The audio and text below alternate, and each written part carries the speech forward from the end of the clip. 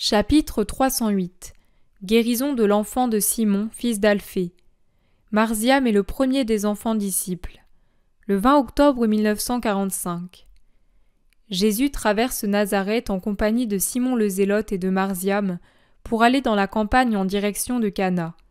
Et il traverse sa ville incrédule et hostile en prenant justement les rues les plus centrales et en traversant de biais la place du marché, très fréquentée à cette heure matinale. Plusieurs se retournent pour le regarder. Quelques rares habitants le saluent, les femmes, surtout les plus âgées, lui sourient, mais à part quelques enfants, personne ne vient à lui. Un murmure le suit quand il est passé. Jésus voit certainement tout, mais ne manifeste rien. Il parle avec Simon ou avec l'enfant, qui est entre les deux hommes, et il suit son chemin. Les voici parvenus aux dernières maisons. Sur le seuil d'une porte se tient une femme d'environ 40 ans. Elle paraît attendre quelqu'un. Quand elle voit Jésus, elle est sur le point d'avancer, puis elle s'arrête et baisse la tête en rougissant. C'est une parente, c'est l'épouse de Simon, fils d'Alphée, dit Jésus à l'apôtre. La femme paraît être sur des charbons ardents, en proie à des sentiments opposés. Elle change de couleur, lève les yeux et les baisse. Tout son visage exprime un désir de parler que quelque motif retient. « Paix à toi, Salomé », lui dit pour la saluer Jésus qui est à sa hauteur. La femme le regarde comme étonnée par le ton affectueux de son parent, et elle répond en rougissant encore davantage. « Paix à... » L'envie de pleurer l'empêche de finir la phrase. Elle couvre son visage en repliant son bras, et elle pleure angoissée contre l'huisserie de la porte de la maison. « Pourquoi pleures-tu ainsi, Salomé ?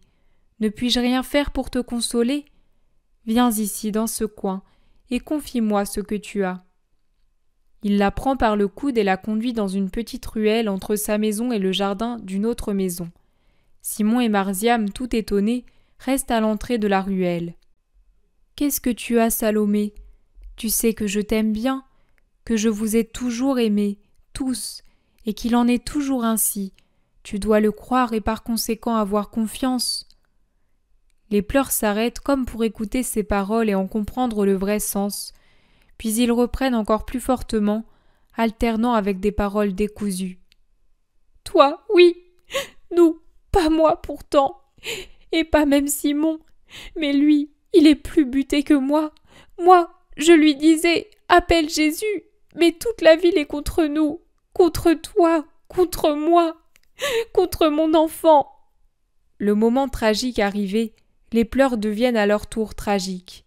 La femme se tord et gémit en se frappant le visage comme si la détresse la faisait délirer.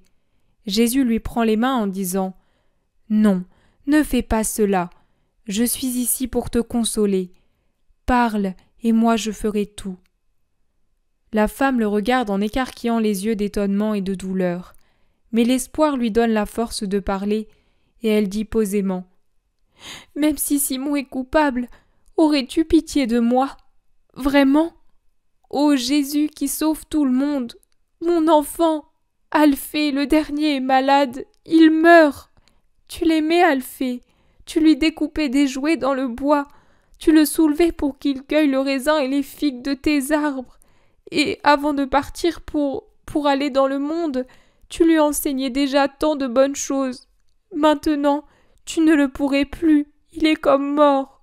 Il ne mangera plus de raisins ni de figues, il n'apprendra plus rien. » Elle pleure à chaudes larmes. « Salomé, calme-toi, dis-moi ce qu'il a. » « Son ventre est très malade, il a crié, eu des spasmes, déliré pendant bien des jours. Maintenant il ne parle plus, c'est comme si on l'avait frappé à la tête. Il gémit mais ne répond pas, il ne sait même pas qu'il gémit. Il est livide, il se refroidit déjà. Et il y a tant de jours que je supplie Simon d'aller te trouver, mais... Ah, je l'ai toujours aimé, mais à présent je le déteste, car c'est un entêté qui, pour une idée stupide, laisse mourir mon enfant. Mais lui, mort, je partirai chez moi avec mes autres enfants. Il n'est pas capable d'être père quand il le faut. Et moi, je défends mes enfants. Je m'en vais. Oui, que les gens disent ce qu'ils veulent. Je m'en vais. » « Ne dis pas cela. Renonce tout de suite à cette pensée de vengeance. De justice! Je me révolte, tu le vois?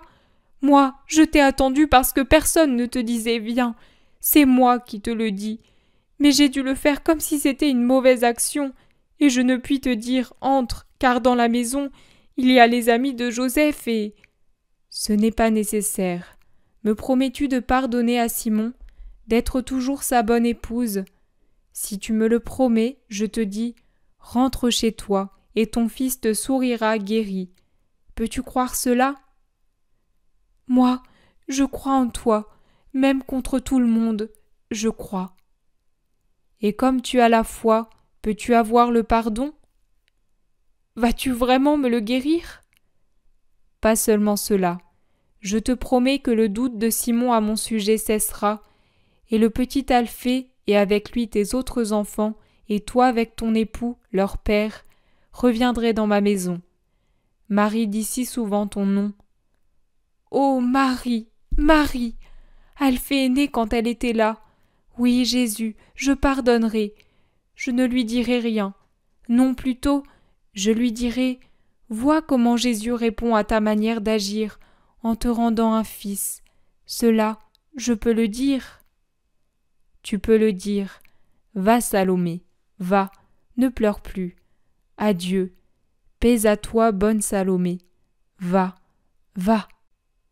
Il la raccompagne à la porte, la regarde entrer, sourit en la voyant d'impatience courir vers l'entrée sans même fermer la porte, et il s'approche lentement pour la fermer complètement. Il se tourne vers ses deux compagnons et dit « Et maintenant, allons là où nous devrions aller. » « Crois-tu que Simon se convertira ?» demande Simon le Zélote. « Ce n'est pas un infidèle, c'est seulement un homme qui se laisse dominer par le plus fort. »« Ah, mais alors, plus fort que le miracle !»« Tu vois que tu te réponds tout seul. Je suis content d'avoir sauvé l'enfant. Je l'ai vu quand il avait quelques heures et il m'a toujours bien aimé. »« Comme je t'aime, moi ? Et il deviendra disciple ?» demande Marziam intéressée et qui a du mal à croire que l'on puisse aimer Jésus autant que lui. « Toi, tu m'aimes comme enfant et comme disciple. Alphée m'aimait seulement comme enfant.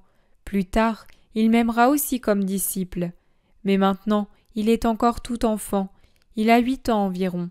Tu le verras. »« Alors, comme enfant et disciple, il n'y a que moi ? » ?»« Toi seul pour l'instant. Tu es le chef des enfants disciples. Quand tu seras vraiment un homme, rappelle-toi que tu as su être un disciple qui n'est pas inférieur aux hommes, et par conséquent, ouvre les bras à tous les enfants qui viendront à toi en me cherchant et en disant « Je veux être disciple du Christ. » Le feras-tu ? Je le ferai, promet sérieusement Marziam. La campagne ouverte, tout ensoleillée, les entoure maintenant, et ils s'éloignent de moi dans le soleil.